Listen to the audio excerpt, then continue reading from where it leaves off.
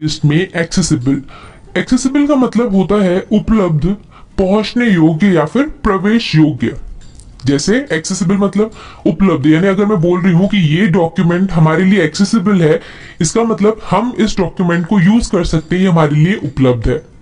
पहुंचने योग्य यानी जैसे मैं बोल रही हूं कि my school is accessible bye bicycle.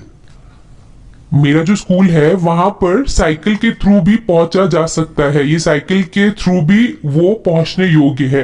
तो इसके दो तरीके से यूजेस हो सकते हैं। एग्जाम्पल देख लो, these documents are not accessible to the public. These documents are not accessible to the public। इसका मतलब ये जो दस्तावेज हैं, ये जो डॉक्यूमेंट्स हैं, जनता के लिए एक्सेसिबल नहीं है, उनके लिए उपलब्ध नहीं है, वो उसे यूज नहीं कर सकते हैं। बहुत सिंपल है इसका यूज। हम बोलते हैं सिंपली कि ये डेटा इंटरनेट पर एक्सेसिबल है, यानी इसे इंटरनेट पर एक्सेस किया जा सकता है। एक्सेस किया जा सकता है यानी इसे यूज किया जा सकता है, इसे लिया जा सकता है। ओके, तो बहुत सिंपल है ये वर्ड, बट बहुत यूजफुल है।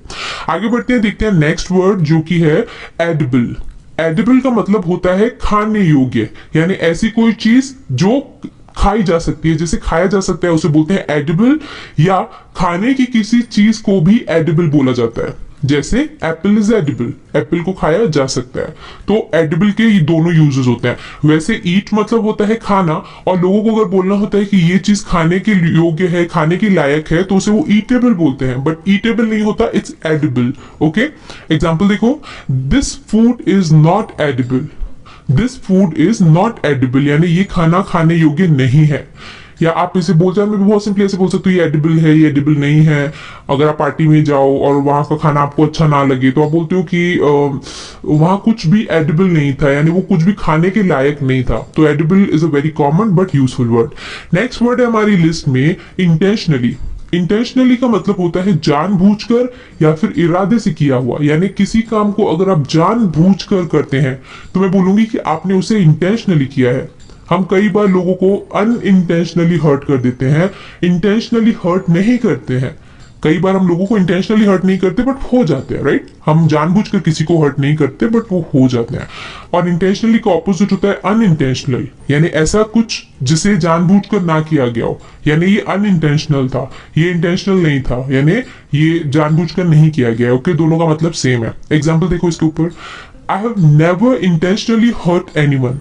I have never intentionally hurt anyone, यानी मैंने कभी जानबूझकर किसी को चोट नहीं पहुंचाई है, या जानबूझकर मैंने कभी किसी को हर्ट नहीं किया है। मैंने कभी किसी को इंटेंशनली हर्ट नहीं किया है। ठीक है, तो इंटेंशनली एक बहुत कॉमन वर्ड है। और इंटेंशन मतलब होता है इरादा। जैसे मेरा कोई इंटेंशन नहीं था आपको हर्ट करने का, इंटेंशन यानी मेरा कोई इरादा नहीं था। तो इंटेंशनली, इंटेंशन और अनइंटेंशनली तीनों वर्ड्स आपको समझ में आ गए होंगे। नेक्स्ट वर्ड है हमारी लिस्ट में लैंड। लैंड का मतलब होता है उधार देना, उधार देना। एग्जाम्पल्स का, could you lend me some money.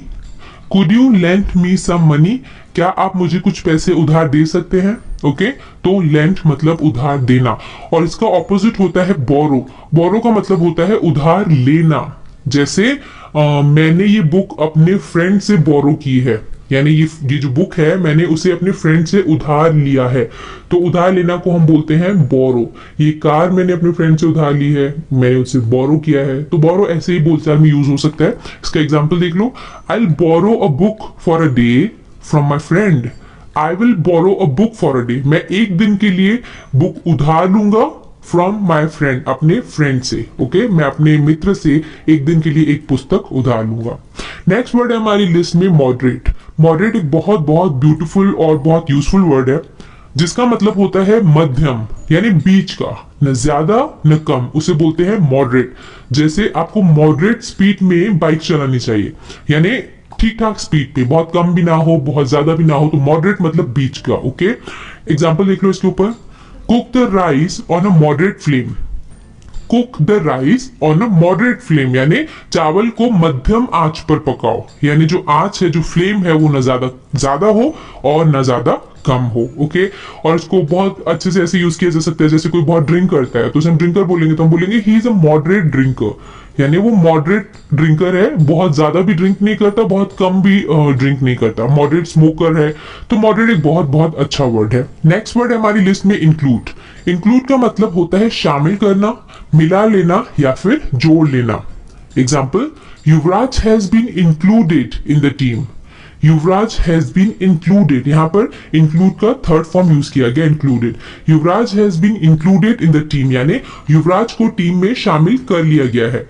या फिर ऐसे ही बोल सकते हैं कि जैसे आपके पास एक बुक्स का कलेक्शन है, ओके, और मैं आपको एक और बुक दे रही हूँ और मैं इसको बोल रही हूँ कि अपने कलेक्शन में से इंक्लूड कर दो, यानी अपने कलेक्शन में आपका जो बुक का जो आपके पास कलेक्शन है उसमें उसे इंक्लूड कर दो। तो इंक्लूड बहुत इजीली यूज हो सकता है, जैसे मिला लेना या जोड़ लेना या शामिल कर लेना। नेक्स्ट वर्ड है हमारी लिस्ट में इररिलेवेंट। इररिलेवेंट का मतलब होता है बेमतलब का, बेतुका या फिर अप्रासंगिक। इररिलेवेंट यानी जिसका उस पर्टिकुलर चीज से या टॉपिक से कोई लेना देना ना हो। जैसे हम लोग सपोज बात कर रहे हैं गोवा की और आप स्टडी की बात शुरू कर दो, तो मैं बोलूंगी आप तो बिल्कुल, आपकी बात तो अभी बिल्कुल इररिलेवेंट है, यानी हम लोग अभी ट्रिप की बात कर रहे हैं, गोवा की बात कर रहे हैं और आप इररिलेवेंट टॉपिक यानी स्टडी की भी बात करो। तो इररिलेवेंट मतलब बेमतलब का, बेतुका या अप्रासंगिक, जो उस प्रसंग से मिलता जुलता ना हो। Example, it's all irrelevant to me. It's all irrelevant to me यानी ये सब मेरे लिए बेमतलब का है। रिलेवेंट मतलब जिसका मतलब हो। जैसे मैं आपसे बोल रही हूँ कि इंफॉर्मेशन दो, मुझे ऐसी इंफॉर्मेशन दो जो इस केस के रिलेवेंट हो, इस केस से रिलेवेंट हो, यानी इस केस से जुड़ी हुई हो, उसके लिए काम की हो। अगर आप मुझे ऐसी इंफॉर्मेशन दे रहे हो जो काम की नहीं, तो मैं बोलूंगी अरे ये तो इंफॉर्मेशन इररिलेवेंट है। ओके, आई होप आपको मतलब समझ में आ गया। आगे बढ़ते हैं, देखते हैं नेक्स्ट वर्ड जो कि है रिक्वायर। ये बहुत कॉमन वर्ड है, बहुत ज्यादा यूज होता है, जिसका मतलब होता है जरूरत होना या फिर आवश्यक होना। Example, do you require anything else.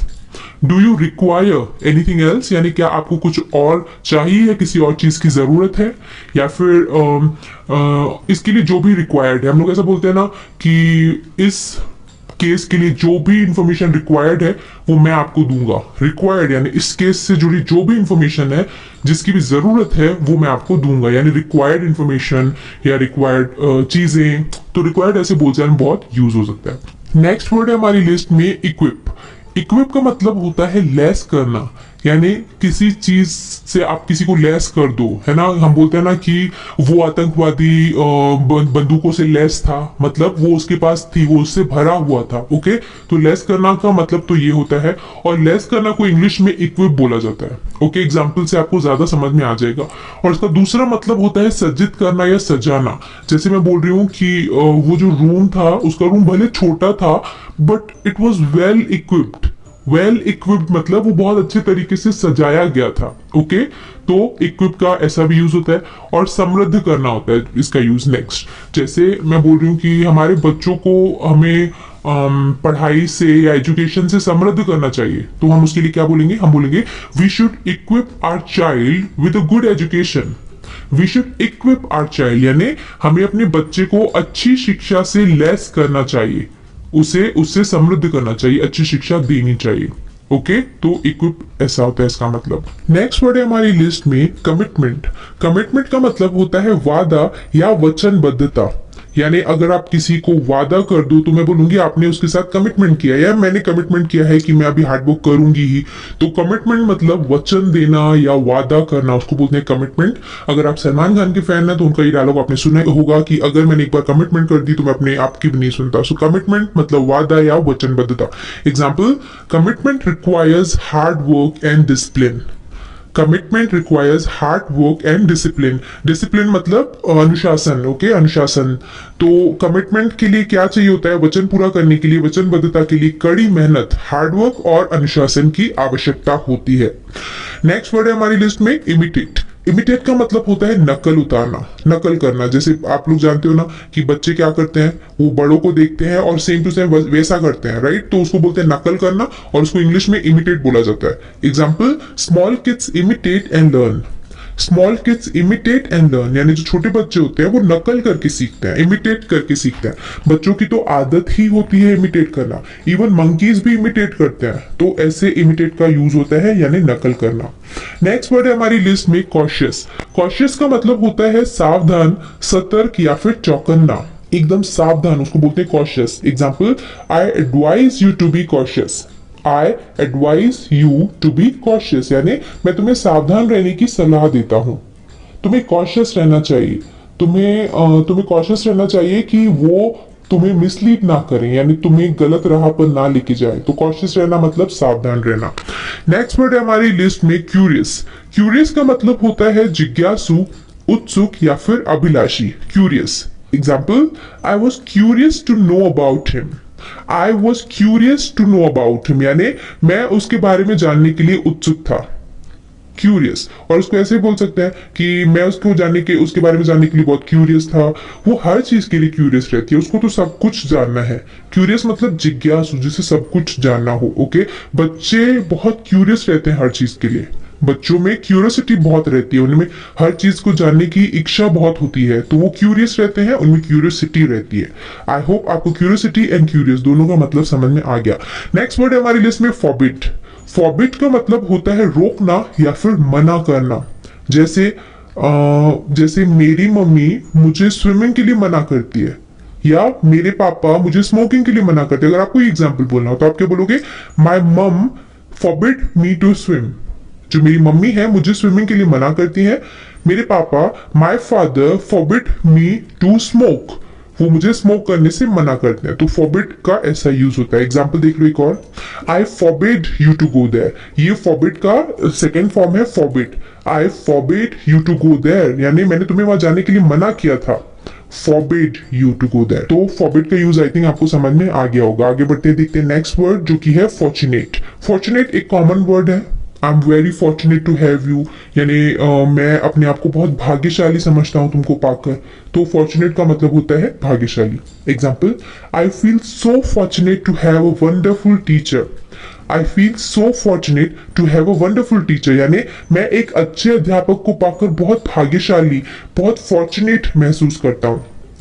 या फिर अगर आपके साथ कुछ घटना हो रही हो और आप बच जाओ तो आप बोलते हो ना कि मैं बहुत फॉर्चुनेट था कि मैं बच गया। तो फॉर्चुनेट मतलब भाग्यशाली। और या इसका मतलब लकी भी होता है, लकी को भी भाग्यशाली बोला जाता है, but fortunate sounds better I think. आपका कॉल है, आप जैसा चाहे उसे यूज कर सकते हैं। लकी भी बोल सकते हैं, फॉर्चुनेट भी बोल सकते हैं। नेक्स्ट वर्ड है हमारी लिस्ट में अशेम्ड। अशेम्ड का मतलब होता है शर्मिंदा होना। शर्मिंदा होना, ashamed. Example, he was ashamed of his deeds. He was ashamed of his deeds. Deed मतलब क्या होता है, कर्मा। ओके, वो अपने कर्मों से शर्मिंदा था। He was ashamed of his deeds. You should be ashamed of yourself. You should be ashamed of yourself. यानी तुम्हें अपने आप पर शर्म आनी चाहिए, तुम्हें अपने आप को लेकर शर्मिंदा होना चाहिए। गुस्से में बोला गया डायलॉग है जो कि बोला नहीं जाना चाहिए, बट दैट्स ओके। सेंटेंस है तो मैंने आपको बता दिया। You should be ashamed of yourself. He's very ashamed of what he did to me यानी उसने जो मेरे साथ किया उसको लेके वो बहुत शर्मिंदा है। तो ashamed ऐसे यूज हो सकता है। नेक्स्ट वर्ड है हमारी लिस्ट में करेज। करेज का मतलब होता है साहस या फिर हिम्मत। Courage, okay. Example, we all should have courage to speak truth. We all should have courage to speak truth यानी हम सब में सच बोलने की हिम्मत होनी चाहिए, हम सब में सच बोलने का करेज होना चाहिए। और सिंपली से बोलिए ऐसे सकते हो जैसे वो बहुत करेजस है यानी वो बहुत साहसी है, करेजस। ओके, वो उसमें बहुत करेज है, वो हमेशा सच बोलती है, यानी उसमें बहुत हिम्मत है, वो हमेशा सच बोलती है। तो करेज ऐसे इंग्लिश हिंदी दोनों में यूज हो सकता है। नेक्स्ट वर्ड है हमारी लिस्ट में स्केयर। स्केयर एक बहुत ज्यादा कॉमन वर्ड है बट यूज होता है दिन भर में, इसीलिए मैं आपको बता रही हूँ। और हो भी सकता है कि मैंने पहले भी इसका मतलब आपको बताया हो। स्केयर का मतलब होता है डरावना या भयभीत करना। ठीक है, डराना या भयभीत करना। Example, loud noise can square animals and birds. Loud noise यानी जो जोरदार आवाज होती है, can square animals and birds यानी जो जोर की आवाज होती है वो जानवरों और पक्षियों को डरा सकती है, उन्हें भयभीत कर सकती है। आई वॉज स्कैर्ड यानी मैं डरा हुआ था। Scared, I am scared of ghosts, मैं भूतों से डरता हूं, है ना। तो स्कैर के ऐसे अलग अलग यूजेस हो सकते हैं। 2-3 एग्जाम्पल से आपको समझ में आ गया होगा। नेक्स्ट वर्ड है हमारी लिस्ट में स्वॉलो। स्वॉलो का मतलब होता है निगलना या फिर गटकना। Swallow, okay. आपने देखा होगा जो अजगर स्नेक होता है वो ह्यूमन को या किसी भी एनिमल को स्वॉलो कर लेता है, उन्हें निगल लेता है। Swallow. Example, it's so bitter that I can't swallow it. It's so bitter यानी इतना कड़वा है that I cannot swallow it कि मैं इसे निगल नहीं सकता। Swallow, okay? नेक्स्ट वर्ड है हमारी लिस्ट में एक्सटेंसिव। एक्सटेंसिव का मतलब होता है बहुत बड़ा या फिर व्यापक, बहुत बड़ा, उसे हम बोलते हैं एक्सटेंसिव। जैसे हमारे चैनल इंफॉर्मेशन सेंटर पर जो वीडियोस हैं उनकी लिस्ट एक्सटेंसिव है, बहुत ज्यादा है, अराउंड 400 to 500 वीडियोस हैं, यानी वो बहुत बड़ी लिस्ट है, एक्सटेंसिव है। तो आपको समझ में आ गया होगा एक्सटेंसिव का यूज। एक और एग्जांपल देख लेते हैं इसके ऊपर। His knowledge on this matter is really extensive. His knowledge on this matter, यानी इस मैटर पर, इस मुद्दे पर उसका जो नॉलेज है वो एक्सटेंसिव है, वो बहुत ज्यादा व्यापक है। ओके, तो extensive is a very useful word जिसको आप यूज कर सकते हो। नेक्स्ट और लास्ट वर्ड है हमारी लिस्ट में टेंडेंसी।